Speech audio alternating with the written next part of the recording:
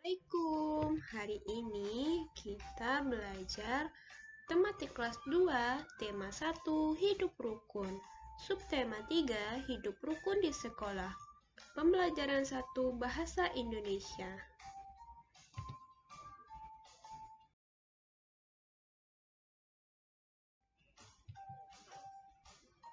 Udin dan teman-teman belajar di sekolah. Selain waktu belajar, ada juga waktu istirahat.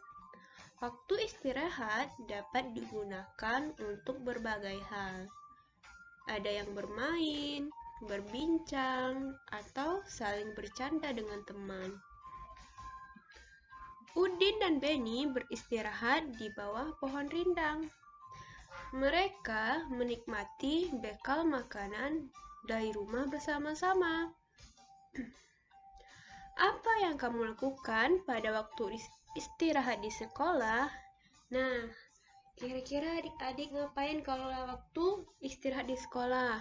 Nah, bisa adik-adik makan bekal yang dibawa di rumah atau bermain dengan teman.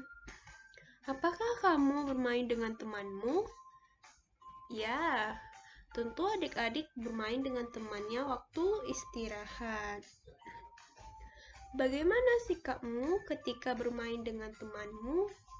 Nah, sikap kita jika bermain dengan teman adalah saling rukun, tidak bertengkar, selalu kompak. Nah, di sini ada gambar Udin dan Beni beristirahat di bawah pohon rindang sambil menikmati bekal makanan yang dibawanya dari rumah.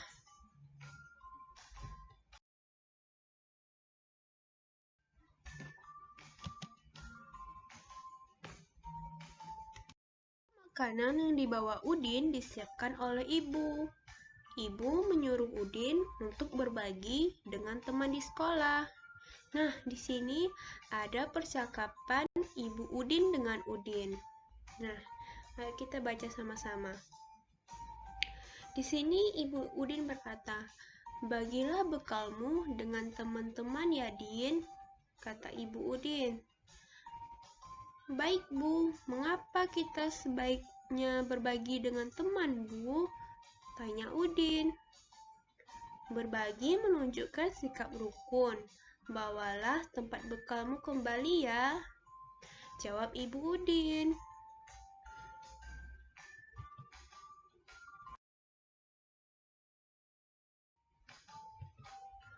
Nah, dalam percakapan tadi ada kalimat perintah. Kalimat perintah itu apa artinya ya?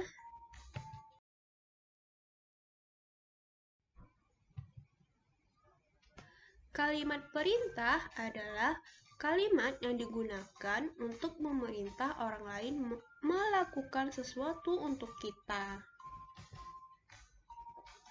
Kalimat perintah biasanya ada kata perintah yang diakhiri dengan kata kan atau kata lah. Contohnya di sini, buanglah, matikanlah, tutuplah. Nah, itu contoh kata perintah. Nah, jika kita menulis kalimat perintah, harus diakhiri dengan tanda seru. Nah, mengucapkan kalimat perintah harus dengan sopan. Bisa juga dilengkapi dengan kata tolong. Nah, di sini adik-adik kita harus mengucapkan kata perintah dengan sopan. Nah, kita juga bisa menggunakan dengan kata tolong. Misalnya, "Tolong ambilkan buku itu." Nah, jangan seperti ini, "Hei, ambilkan buku itu." Nah, itu tidak boleh adik-adik, itu tidak sopan. Kita mengucapkan kalimat perintah harus sopan. Ada beberapa contoh kalimat perintah. Yang pertama, masuklah ke kelas dengan tertib.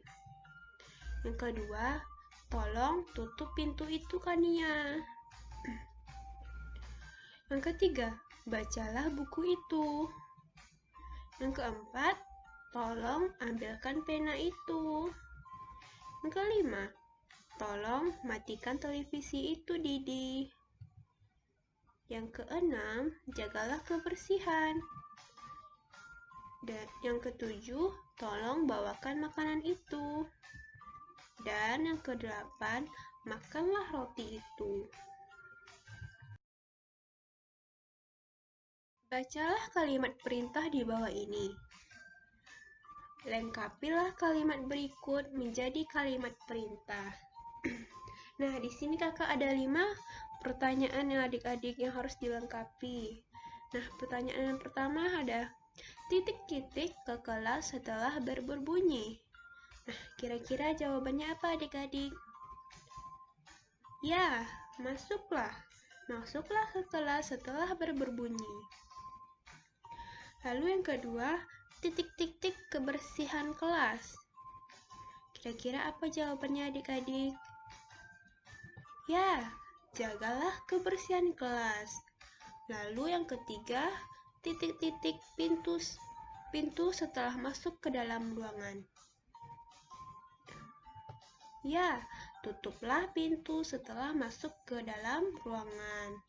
Lalu yang keempat pertanyaannya, titik-titik buku di rak agar terlihat rapi. Kira-kira jawabannya apa ya adik-adik?